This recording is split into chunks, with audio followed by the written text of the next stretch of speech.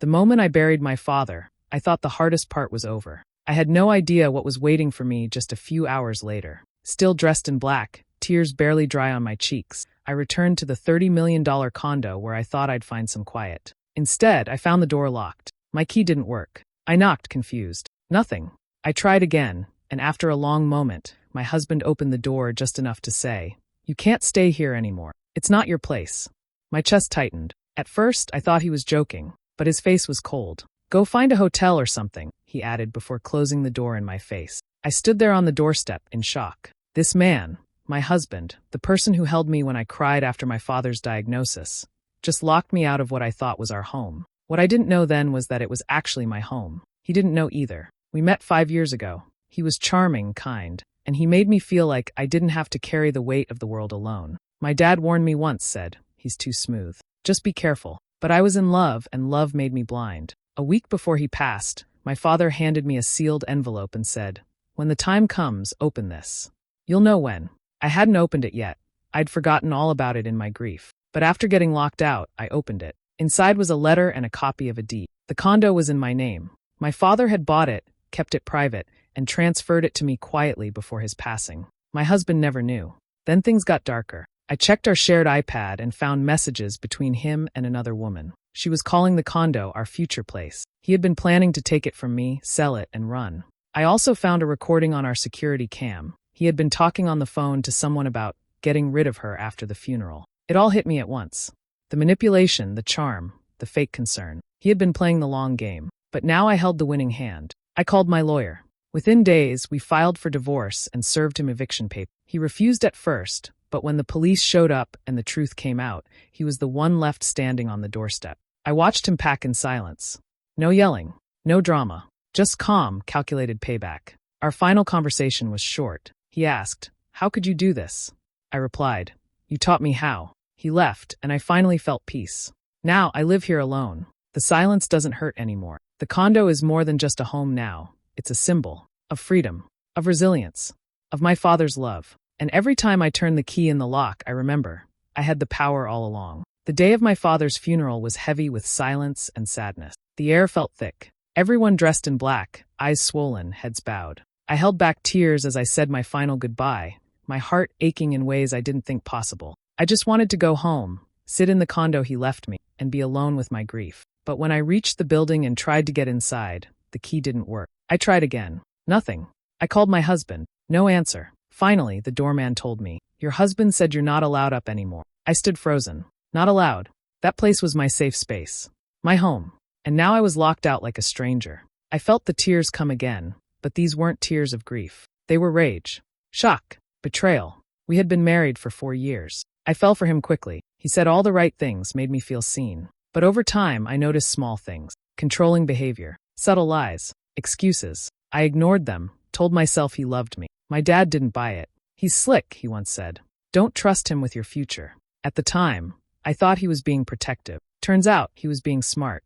When I checked into a hotel that night, I opened the locked folder my father gave me weeks before. Inside were legal papers, proof the condo had always been in my name, quietly transferred to me through a trust, months before my wedding. My dad saw what I refused to. He prepared for this. The next morning, I called a lawyer. Meanwhile, my husband acted like the king of the castle. He changed the locks, took down my photos, moved in some of his things, thinking the place was now his. His arrogance had no limits. He didn't know I had the deed. He didn't know I had every right to walk in and kick him out. When my lawyer contacted him, he laughed, said I had no claim. But a few days later, he got served, and the truth hit him hard. I wasn't helpless.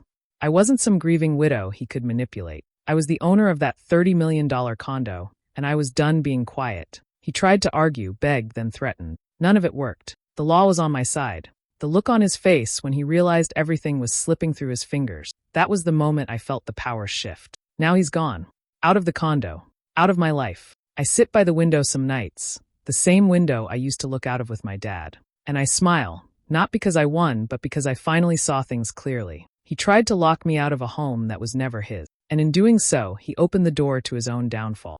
He stood beside me at my dad's funeral, holding my hand tightly like he was the perfect husband. He even cried, and for a moment, I thought maybe I was wrong about him. But deep down, something didn't feel right. The moment the last person left the cemetery, his whole mood changed. His eyes were cold, and his voice sharp. "You should stay at a hotel tonight," he said flatly. "I've got things to take care of at the condo." I blinked, confused. "What do you mean? That's my home." He looked at me like I was just another problem to deal with. Not anymore. That night, I stood outside the condo in my funeral dress, locked out. He had changed the code and called security to keep me away. I was still grieving, still in pain from burying my dad. And now this?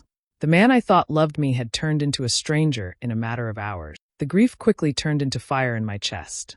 I wasn't going to let this stand. Our marriage hadn't always been this cold, but it hadn't been warm for a while either. At first, he was sweet and supportive. Then slowly, things changed. He made me doubt myself, my choices, my voice. He took over our finances, our home, our future. I thought it was love, but it was control. 2 days later, my lawyer called. A letter had arrived, one my dad arranged to be delivered after his death. It explained everything. He had known my husband wasn't right for me. The letter included documents showing the condo had been signed over to me months ago. My dad had moved everything into a trust in my name, protecting me before it was too late. I wasn't helpless.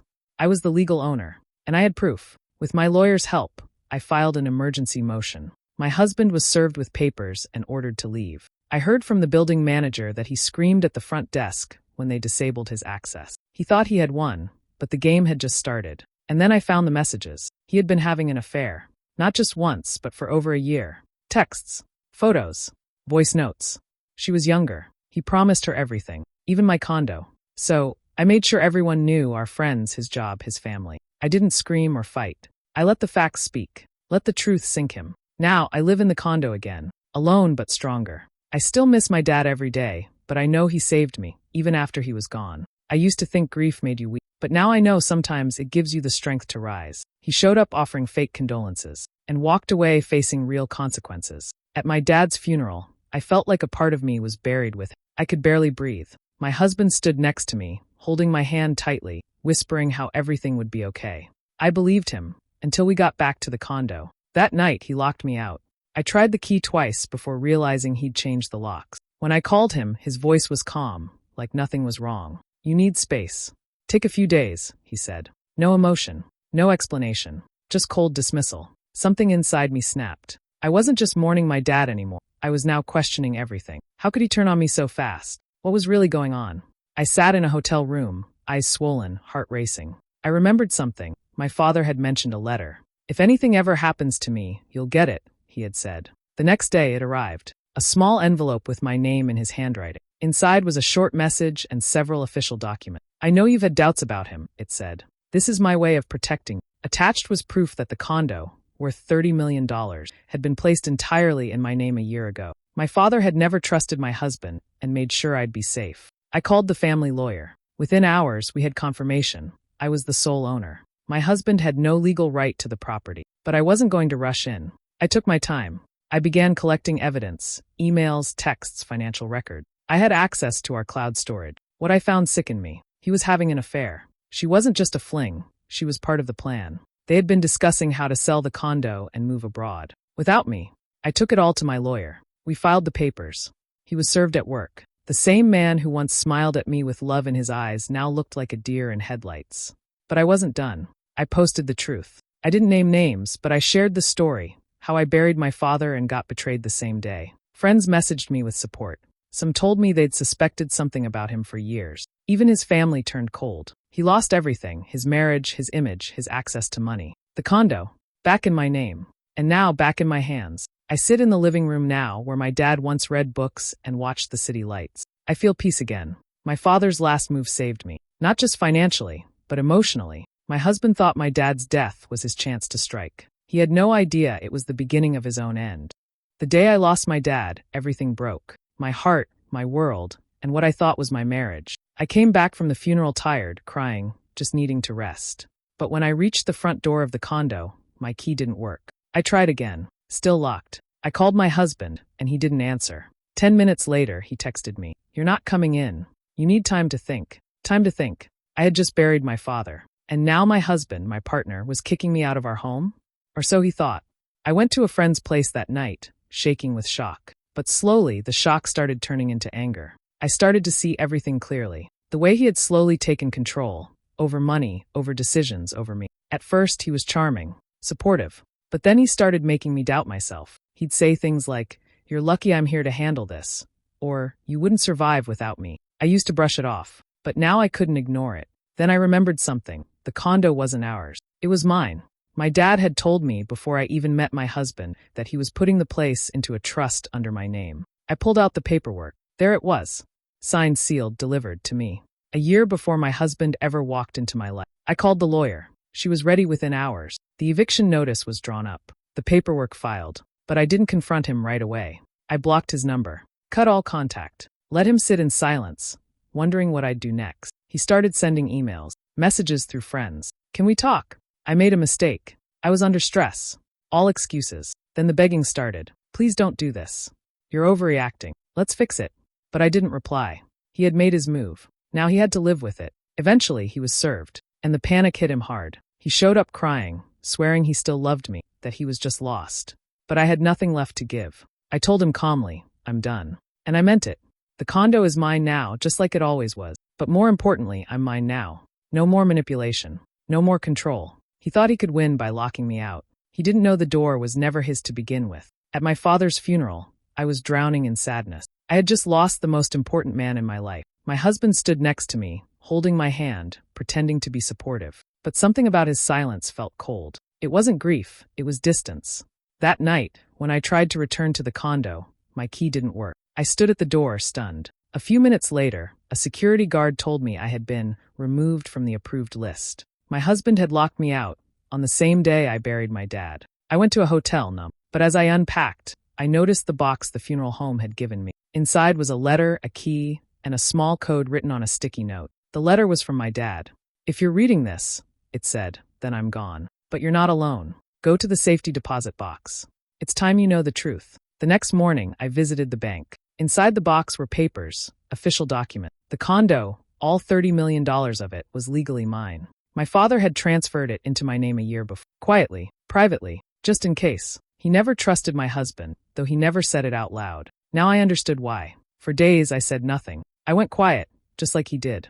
I blocked my husband's number, ignored his emails, let him get comfortable, thinking he'd won. He started posting photos online, acting like he was starting fresh. New clothes, new watch, probably using my money. He had no idea what was coming. My lawyer sent him the eviction notice. He responded with panic, then anger, then begging. But the law was clear. He had no rights to the condo. I had proof, ownership, title, signatures. He tried to save face, but it was too late. Word spread fast.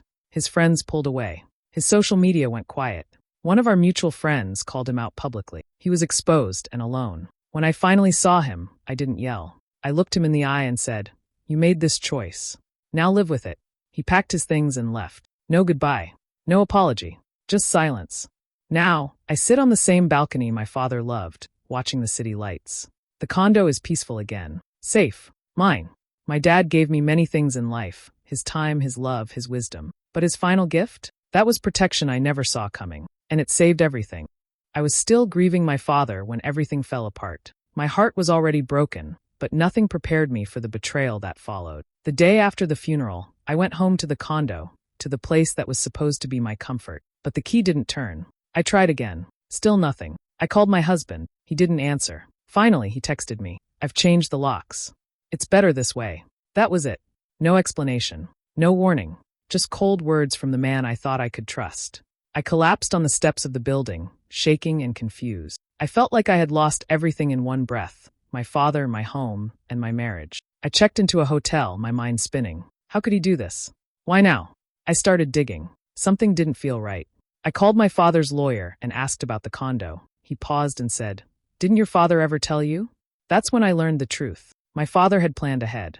The condo had never been in both our names. It was placed in a trust for me years ago, long before I even met my husband. My father saw something in him that I didn't. He protected me when I didn't know I needed protecting. As soon as my lawyer contacted him, my husband panicked. He started calling me nonstop, leaving messages that swung between apologies and but I didn't answer. I didn't know him anything. I thought back to our wedding day. There were red flags even then. How he got defensive about a prenup, how he insisted on merging our finances too quickly. I had ignored the warning sign, but now I was wide awake. When we finally met face to face, I didn't scream. I didn't cry. I just looked at him and said, "You thought you were smart, but all you did was prove why you don't deserve a thing." We filed for divorce. He tried to fight it, but he had nothing to stand on. No claim to the condo, no access to the trust, no sympathy from anyone who knew the truth. He lost his image, his comfort, his lies. And I gained something better than revenge. I gained clarity. I saw everything for what it really was. I saw him for who he really was. Now I live in the condo again, peaceful, proud, and free. My father's foresight saved me. My own strength carried me through. And that man who tried to take everything from me? He ended up with nothing. I thought losing my father would be the worst pain I'd ever feel. I didn't know that just days after his funeral, I'd also lose the man I thought I could trust. My husband, the one who promised to protect me. We returned home from the funeral, and I just wanted to rest. But when I reached the condo door, my key didn't work. At first, I thought it was a mistake. I called him, but he didn't pick up. Then I got a text. "You're not welcome here anymore. Figure something out." I stood there in shock, grieving, alone, locked out of the place I believed was mine. In that moment, something changed in me. I wiped my tears. My grief turned into something sharp. This wasn't just loss anymore. This was war. I remembered something my father once said, months before he passed.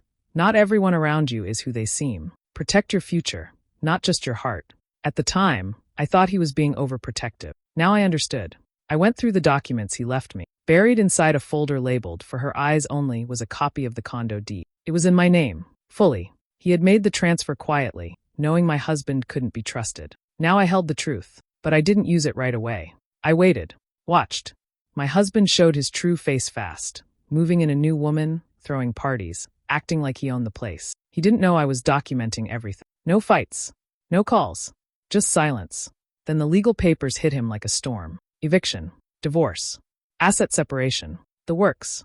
Soon after, people started talking. Friends saw the posts, the proof, the lies. He was exposed for what he really was. No more pretending to be the caring husband. His new girlfriend dumped him. His social circle vanished. And me? I stayed quiet, calm, collected. I moved back into my condo with my head held high. Not just as someone who survived, but as someone who fought back the smart way. My father gave me more than a home. He gave me the wisdom to see clearly, the strength to act with purpose, and the courage to destroy a man who tried to destroy me. Burying my father was the hardest thing I'd ever done. I walked out of the funeral home feeling empty, broken. My heart was aching, and all I wanted was to go home, curl up in my bed and cry. But when I reached the condo, my key didn't work. I tried again. Nothing. I buzzed the front desk. The security guard hesitated, then said, "I'm sorry, ma'am. Your husband removed your access this morning." My heart sank. I felt like I couldn't breathe. The man I had married, the man who stood beside me during the funeral, had locked me out while I was still mourning. I broke down in the car, shaking. But somewhere between the tears and the silence, something clicked inside me. This wasn't just a betrayal. This was war. I drove straight to the hotel, grabbed the documents my father had given me weeks before his death, and called his lawyer. That's when everything started to shift. My father, always 5 steps ahead, had already prepared for this. The condo, along with other assets, was in my name, tucked away in a trust. My husband had no claim, no right, no idea. The lawyer confirmed it. "You're the legal owner," she said. "And if you want to act, we'll move fast." I wasn't weak anymore. I was ready. I hired a top legal team. We froze accounts. We filed for divorce. We cut off his access to everything, bank cards, the car, even the condo utilities. One by one, I shut every door he had tried to walk through. He didn't see it coming. The man who thought he held all the power was now locked out of my life, my home, and his fake future. He begged, of course. Sent long emails, left voicemails full of fake apologies. "We can fix this," he said. I was just angry, but it was too late. I didn't need closure from him. I already had it, served with court papers and silence. Standing in the condo again, keys in my hand, I felt peace. The same peace my father must have wanted for me when he set all of this up. He tried to lock me out, so I locked him down. And then I walked forward free. The day of my father's funeral was filled with pain. I stood next to my husband, thinking at least I still had someone beside me. He held my hand, stayed silent, and looked like he was mourning too. But by the end of that day, I would see his true face. When I arrived back at the condo that night, my key didn't work. I tried again. Still nothing. I called him, confused. No answer. Finally, a text came through. "You'll need to stay somewhere else tonight. It's better this way." Just like that, I was locked out of my own home. No warning. No reason. At first, I doubted myself. Maybe I had missed something. Maybe I had done something wrong. But then I remembered who raised me. My father always told me, if something feels wrong, trust your gut and look deeper. So I did. I pulled out the file my dad gave me before he died. I hadn't even opened it yet. Inside were documents, bank records, legal titles, signed letters. The condo, in my name. The accounts, protected in a trust.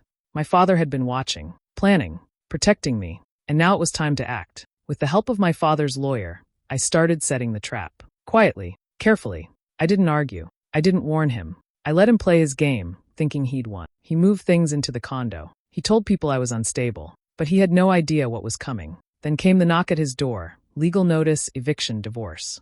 All backed by proof he didn't even know existed. His face when he found out the condo was mine?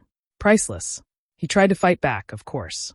Begged, pleaded, swore he made a mistake. But I wasn't moved. I didn't even feel angry anymore. Just done. He tried to ruin me when I was at my lowest. And he forgot one very important thing. I'm my father's daughter, and I know how to finish what's been started. Hi besties, thank you so much for watching to the end. Please remember to like, comment and subscribe.